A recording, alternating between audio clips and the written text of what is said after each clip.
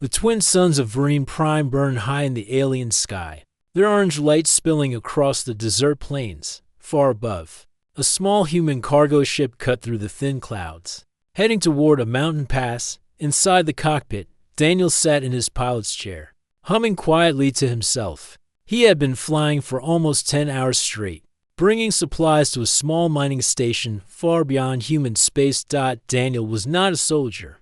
He was not a hero. He was just a cargo pilot who liked to travel where others would not. But today, his route had taken him close to the Royal Zone, the private territory of the alien ruler known as Queen Vereen. His navigation system warned him to change course, but Daniel believed he could pass quickly without trouble. He was wrong.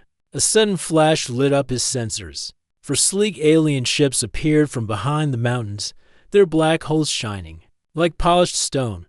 Before Daniel could react, his controls froze. His ship was caught in a powerful magnetic field. "This is a restricted area," a cold, sharp voice came through the comms. "You have violated the royal border. Power down and prepare to be boarded." Daniel's heart pounded. "I'm just delivering food and tools. I didn't mean to." His words were cut short as a blinding beam of light filled the cockpit. The last thing he saw before losing consciousness was the alien ships closing in.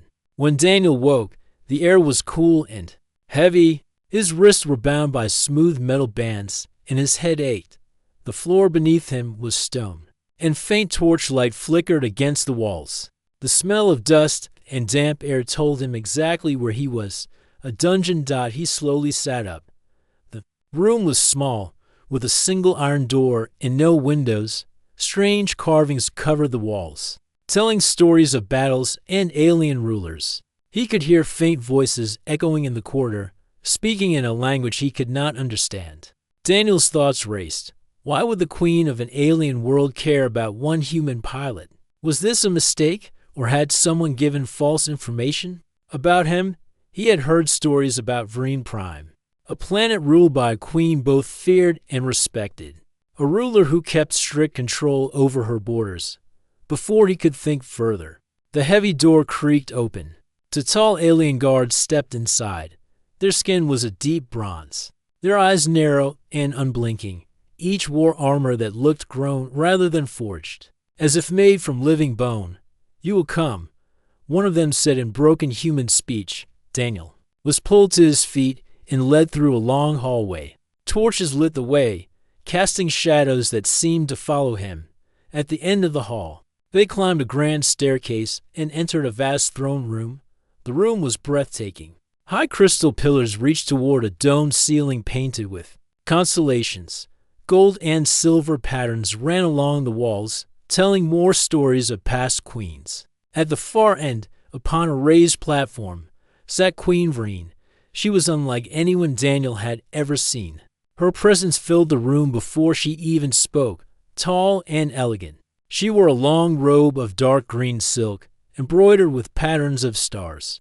Her skin was a pale gold, her hair black and braided with silver beads.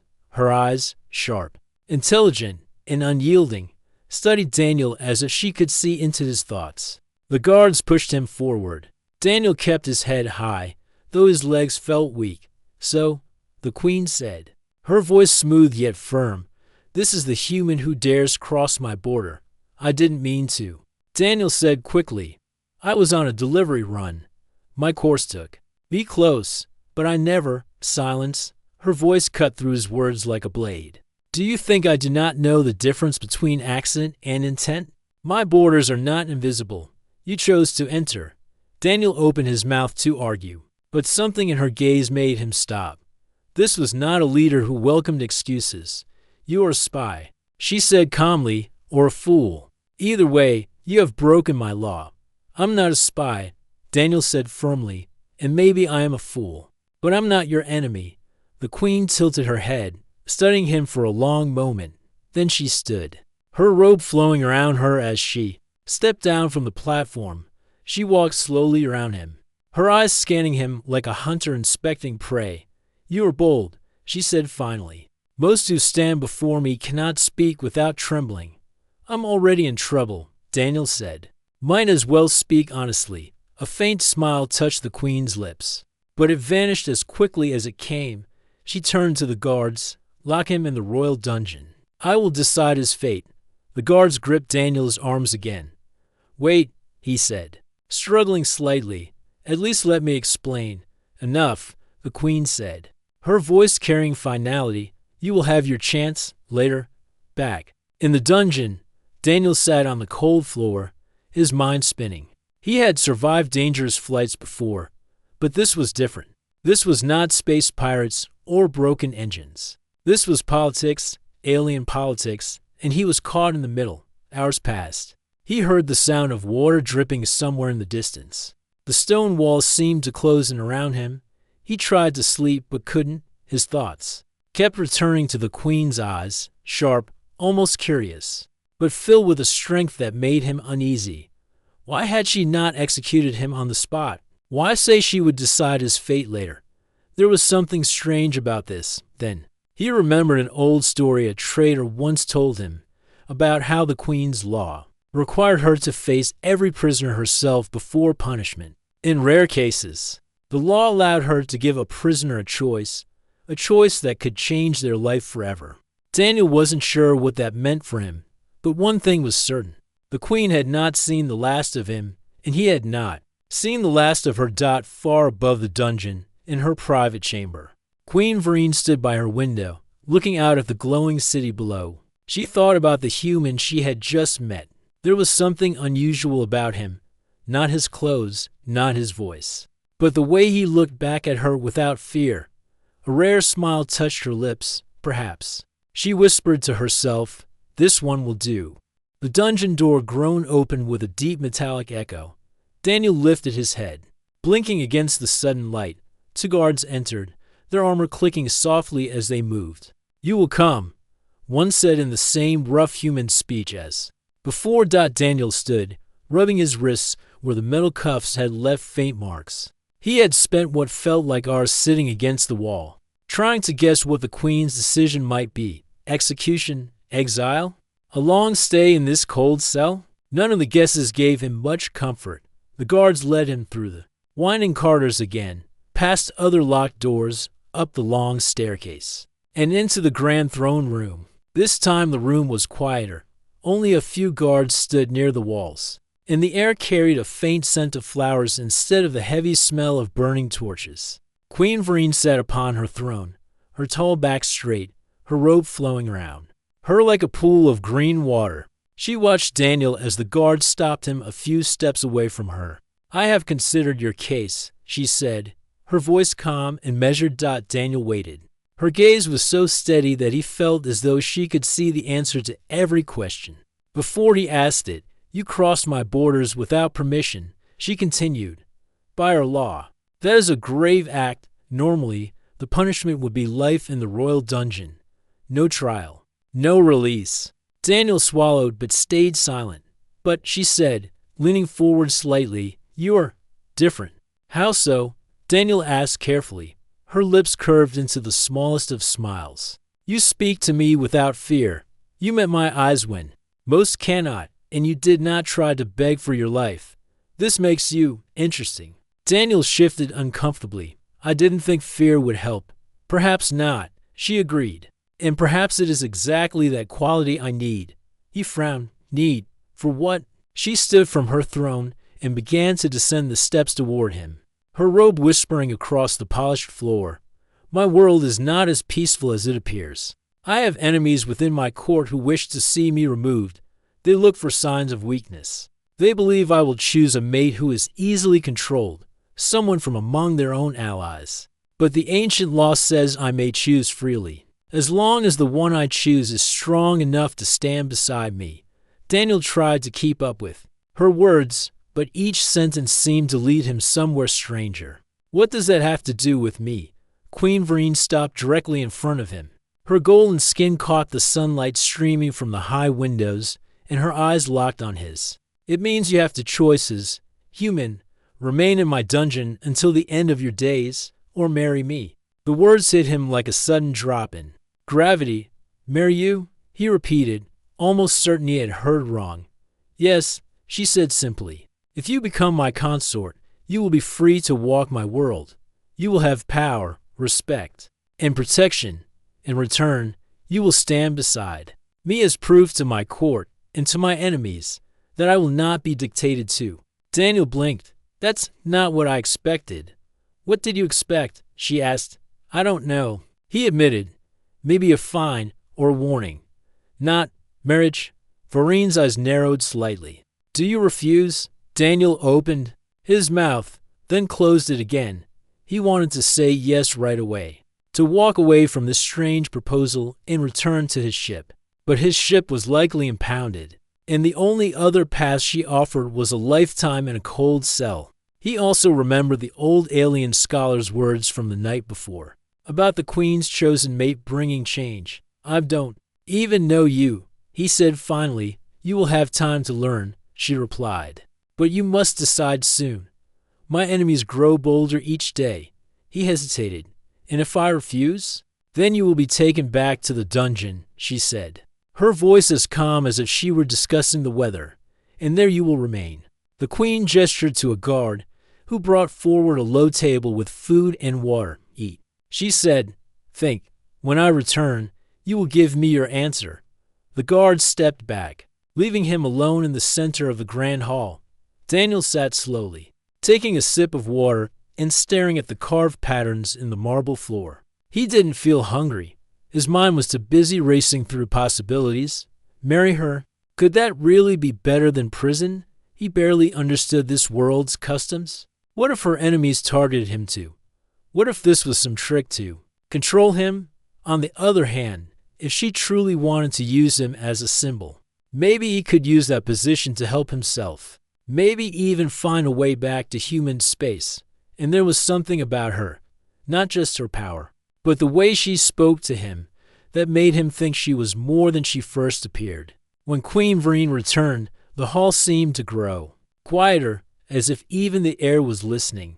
She stopped in front of him once again. "Have you decided?"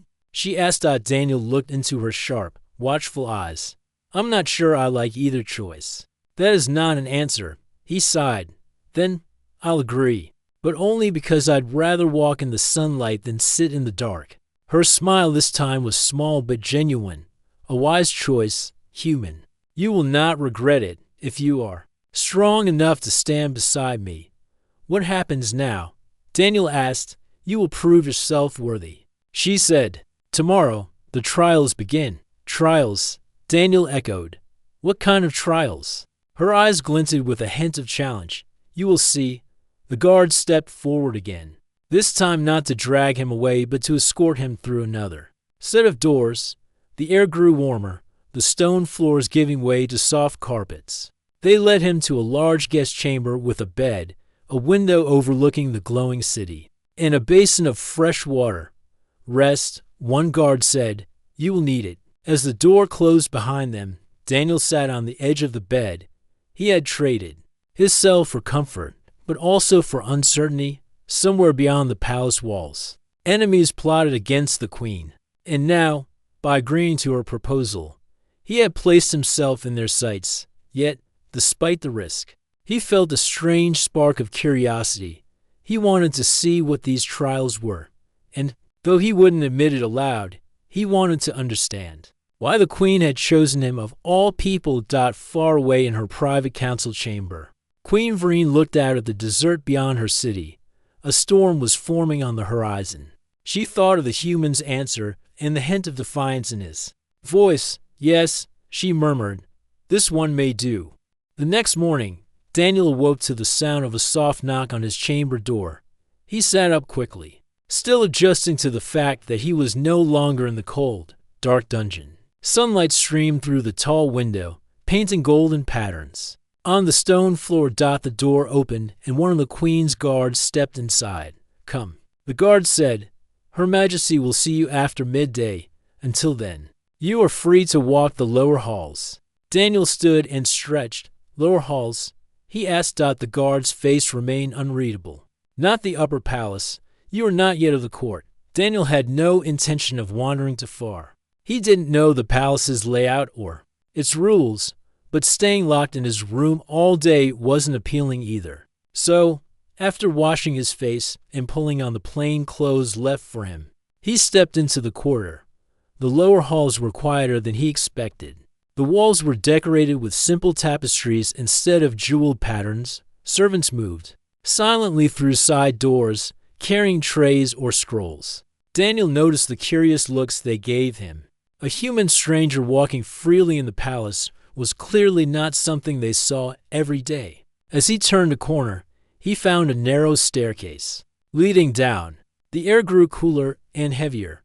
He recognized the smell almost instantly, the dungeons. A guard stood at the base of the stairs, leaning against the wall. The guard glanced at Daniel, then looked away as if it wasn't his concern. Daniel hesitated, then stepped forward. Through the dim torchlight, he saw a row of cells. Most were empty, but in one near the end sat an older alien with pale, lined skin and eyes that seemed almost too bright for the darkness.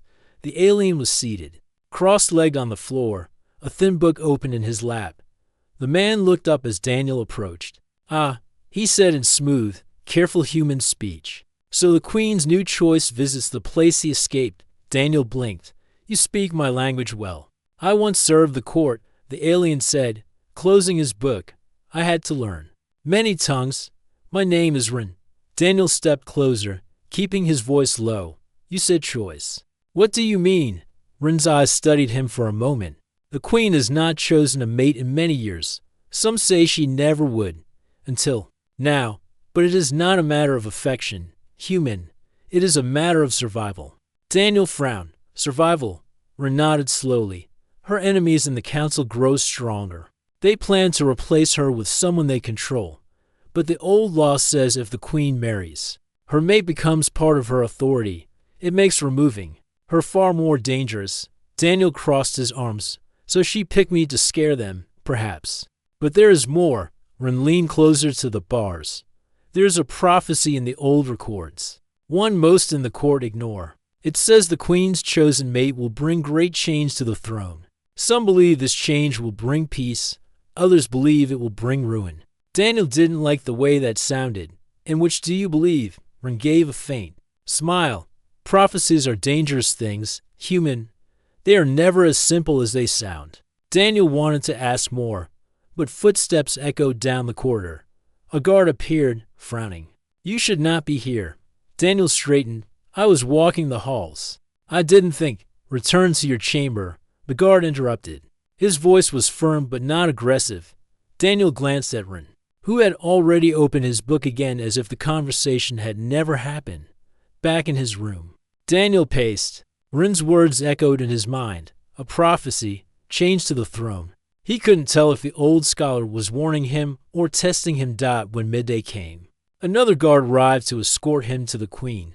This time, the meeting wasn't in the grand throne room but in a smaller chamber lined with tall windows. The view of the city stretched out like a golden sea beneath the suns. Queen Vereen stood near a table covered with strange objects, small carved animals, crystal shapes, and maps drawn on thick cloth. She didn't look up when Daniel entered.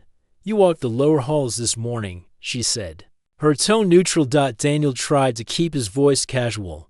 "You said I was free to walk them." "I did." "And you went to the dungeon." Now she looked at him, her expression unreadable. "Did you meet Rin?" Daniel hesitated. "Yes. He said he once served the court." "That is true," Vereen replied. "He is a scholar. He knows many things, and he speaks too freely." Daniel studied her face, searching for any hint of concern. He mentioned something about a prophecy for a heartbeat. Her eyes narrowed, just slightly.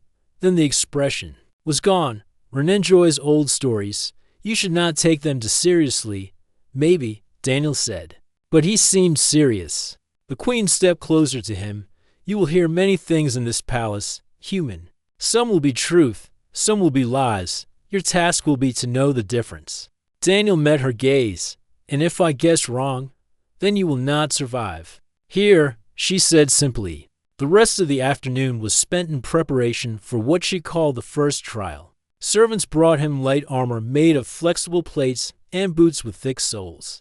They didn't explain what the trial was, only that it would begin the next morning in the central courtyard. As night fell, Daniel stood by his window, watching the lights of the alien city flicker in the distance. He thought about the Queen's demand, about Rin's warning, about the storm of politics he had somehow stepped into.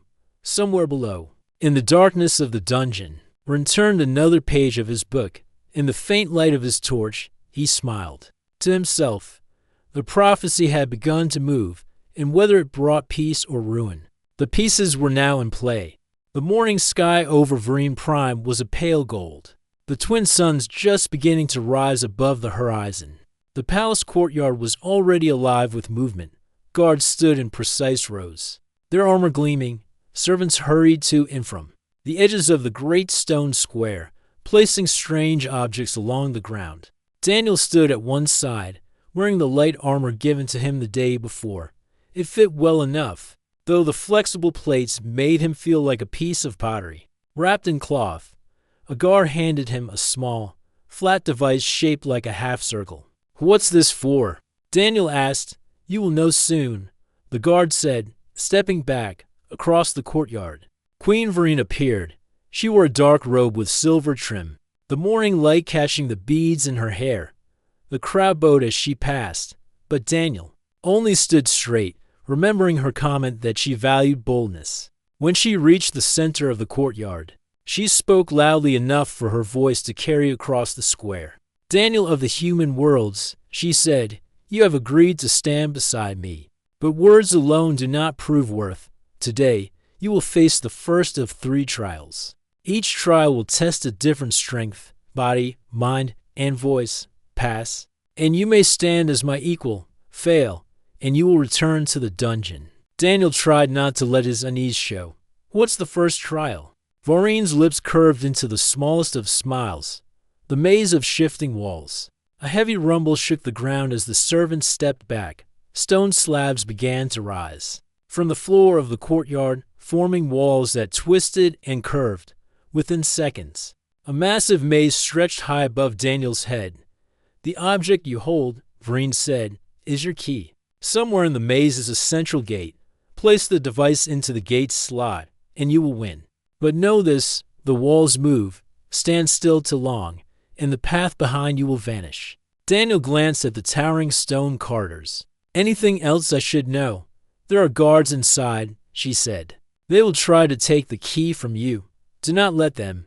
Before Daniel could reply, a loud horn echoed through the courtyard. "Begin," the queen commanded. Daniel stepped into the maze, the entrance closing behind him with a deep grinding sound. The walls loomed on either side, their smooth surfaces cold to the touch. He moved quickly, turning left, then right, trying to form a map in his head. A sudden rumble made him stop. A wall to his right slid forward, sealing off the path. Another wall shifted behind him. "Don't stop moving," he told himself. The first guard appeared from a side passage, tall and armored, moving with deliberate steps. The guard reached for the key in Daniel's hand. Daniel backed up, then darted. To the left, the guard lunged, but Daniel ducked under the man's arm and sprinted down another corridor. His heart pounded. This wasn't just a test of speed. It was a game of reading the maze before it changed. He spotted a faint beam of light ahead. It shone down from above, marking an open space. He reached it and saw 3 possible paths. Choosing the one that sloped upward, he pushed forward. Another guard stepped into view, this one holding a staff. The guard swung the staff low, aiming for Daniel's legs. Daniel jumped back just in time. He glanced at the shifting walls and realized he could use them. As the guard stepped closer, a low rumble began again. Daniel waited until the wall behind the guard moved, opening a new path. He dashed toward it, slipping past the surprised guard before the wall closed again. The sound of the maze shifting grew louder. Daniel knew he couldn't waste time. His boots slapped against the stone as he turned corner after corner, scanning for anything that looked like a gate. Finally, he saw it, a tall archway with a circular slot at chest height. He ran for it, but the ground trembled again. A wall began sliding between him and the gate. No. Daniel sprinted, diving through the narrowing gap just as the wall closed behind him. He jammed the key into the slot, a loud chime echoed through the maze, and the walls began to sink back into the ground. When the courtyard was clear again, Daniel stood in the open, breathing hard. The queen watched him from her place on the platform. "You reached the gate," she said, her tone almost approving. "I did," Daniel said between breaths. "But you didn't tell me there'd be people trying to hit me with sticks." Her lips twitched in what might have been the start of a smile. "You passed the first trial. Rest now. The second begins soon." Daniel was given water and allowed to sit in the shade of a tall pillar while servants cleared the courtyard. He was still catching his breath when the queen approached. "You learn quickly," she said. Daniel shrugged. "I've been in enough dangerous situations to know that standing still is the fastest way to lose. Perhaps that is why you are still alive," Vreen replied. Then she added, "The next trial will not test your legs. It will test your mind." For the second trial, the servants brought out a long table covered in flat, glowing stones of different colors. In the center was a small wooden door set into the tabletop. "This puzzle," the queen explained, "is a key to the inner chambers of the palace. Only those who understand the sequence can open it. Rearrange the stones to unlock the door. Fail, and it will remain sealed." Daniel stepped forward, studying the stones. They glowed faintly, red, blue, green, yellow, but in no clear pattern. He picked one up. The moment he moved it, two others changed color. "Great," he thought. "A game where everything changes when you touch it." He began experimenting, moving stones and watching the reactions. After several minutes, he noticed that one color always appeared before another. Red always came before yellow. Green always came before blue. Slowly, he worked out the pattern. Moving the stones into place, the door clicked open with a soft chime. The queen stepped forward. "You pass again." Daniel grinned despite his exhaustion. "Two for two. What's the last one?" She met his eyes. "The last is not for today. It is the trial of voice, and it will be before the court. You will speak not just to me, but to those who doubt you." Daniel's grin faded. "That sounds harder." "It will be," Vreen said. "But if you succeed, they will see you as my equal." That evening, Daniel was escorted back to his chamber. From his window, he watched the sun sink below the horizon, their light fading into deep purple. The day had left him tired, but he couldn't shake the feeling that these trials were not just about proving himself to the queen. They were also about showing the court and her enemies that he wasn't someone who could be pushed aside. Far below, in the dark halls of the dungeon, Ren smiled when he heard the faint echo of the chime from the second trial. So, he murmured to himself, "The human passes again." The air in the queen's palace felt heavy that night. Aaron was taken to a long corridor lit by dim blue lights. Guards led him without a word, their steps echoing against the cold stone floor. Aaron's mind was full of questions. The queen had told him that his choice to refuse her marriage offer would lead to war. But now, she wanted to show him the truth. They reached a tall golden door with strange carvings. One of the guards pushed it open, revealing a vast chamber unlike anything Aaron had seen. The room was filled with tall glass tubes, each glowing faintly. Inside the tubes floated alien figures, unmoving, as if they were frozen in time. Some looked like the queen's people, but others were creatures Aaron could not name. "What is this place?" he asked, his voice shaking. A deep voice answered from behind him, "The silent chambers." Aaron turned to see an older alien with silver markings on his forehead. His eyes were calm but sharp. "I am Toril, the keeper of memories." Toril explained that these chambers were not for punishment but for preservation. Every figure in the glass was someone who had lived during a great crisis in the galaxy. They were kept in stasis, neither alive nor gone, until the day their knowledge or power would be needed again. Aaron stepped closer to one of the tubes. Inside was a tall alien warrior wearing ancient armor. The warrior's hand was clenched tightly around a metal staff. The tube hummed softly. "This one," Toril said, "once defended 3 worlds from destruction. But he could not stop the chain of wars that followed. The queen believes such times may return." Aaron felt a chill. "And what does this have to do with me?" Toril's gaze was heavy. The Queen thinks you are part of the next chapter. That is why she wants you here. That is why she wants you to choose her side." Aaron's thoughts swirled. He remembered the strange way the Queen had looked at him, not only with authority, but with a strange kind of worry. He turned to Toril. "If I don't marry her, she'll attack my people." Toril hesitated. She believes unity is the only way to prevent a greater danger. But unity through force is a dangerous path. Before Aaron could ask more, the chamber shook. The blue lights flickered. An alarm rang through the palace. The guards stiffened and rushed toward the door. Toril's calm expression broke for the first time. "They are here," he said quietly. "Who?" Aaron asked, his voice urgent. "The ones the Queen fears most." The glass tubes round them began to glow brighter. As if reacting to something, Aaron's heart pounded. He followed Toril into the hallway, where chaos had already begun. Servants ran in all directions, and the sound of metal clashing rang from somewhere deep in the palace. A blast shook the wall nearby, and fragments of stone rained down through the dust. Aaron caught a glimpse of tall, shadowy figures moving with unnatural speed. Their armor was dark, and their faces hidden behind smooth masks. One of them saw him and froze for a second, as if they recognized him.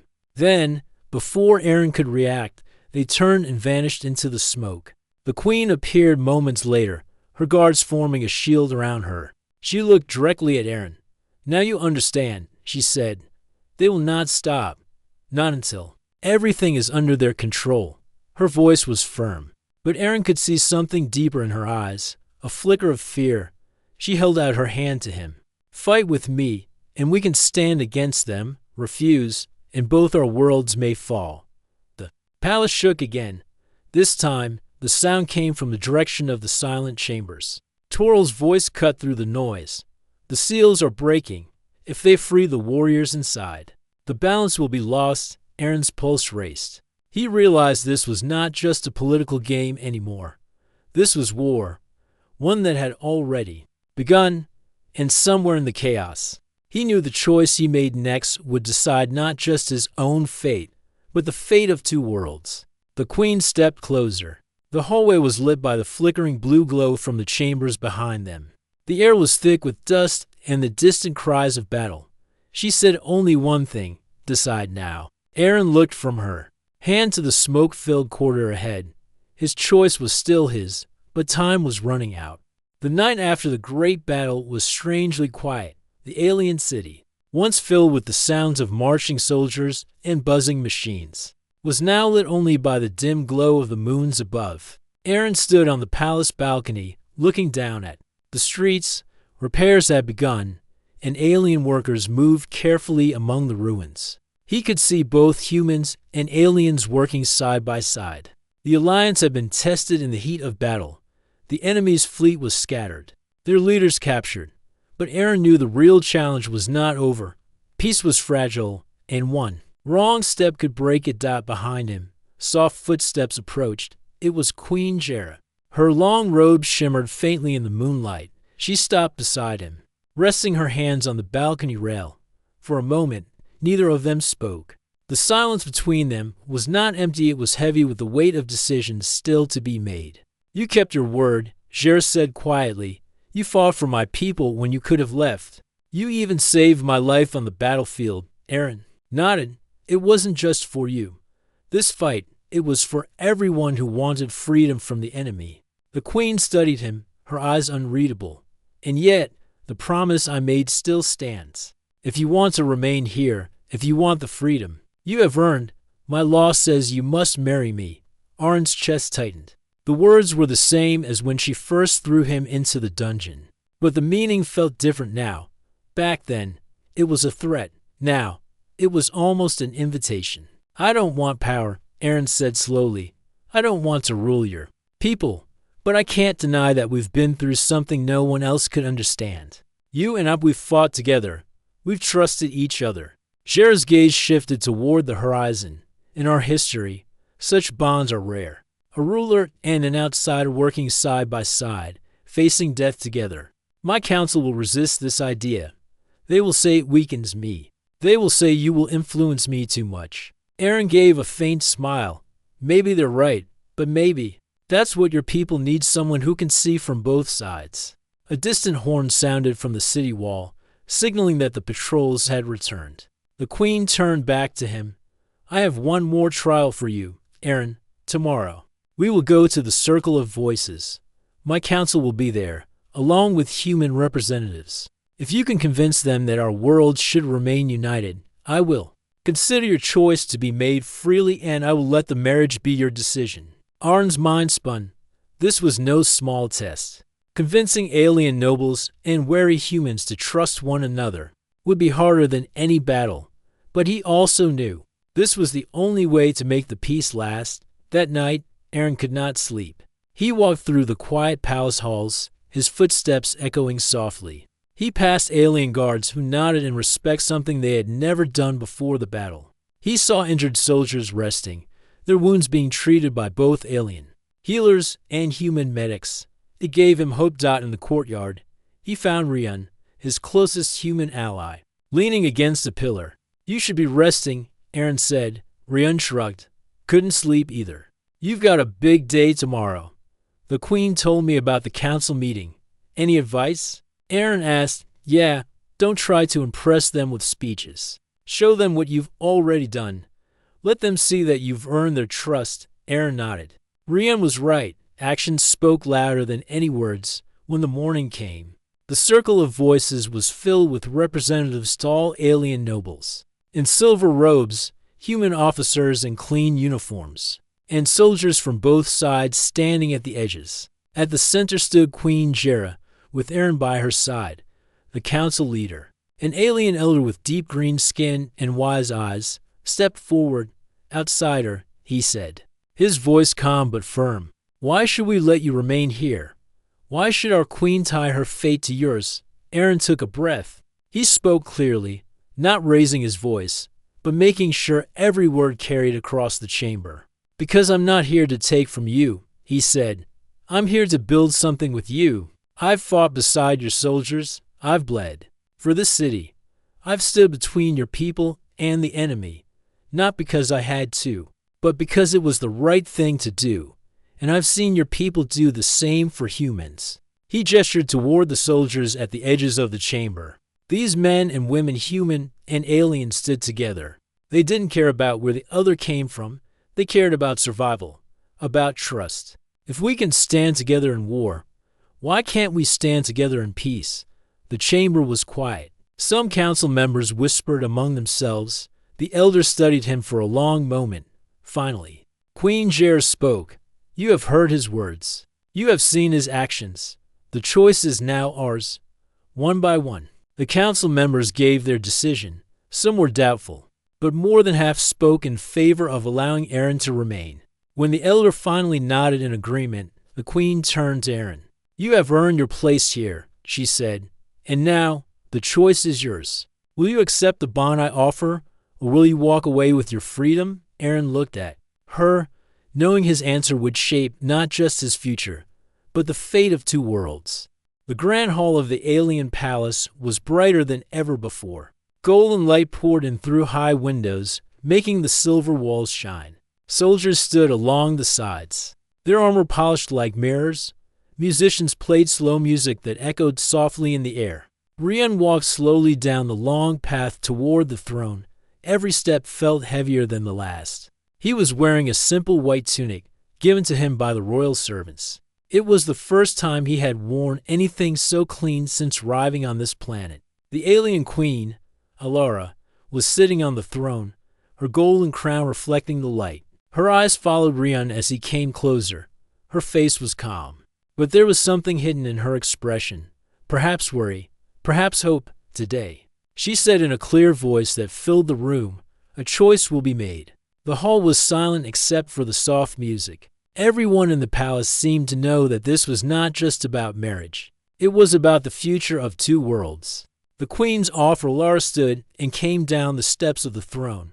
She stopped in front of Rian. You have shown bravery, Rian, she said. You helped my people when you had no reason to.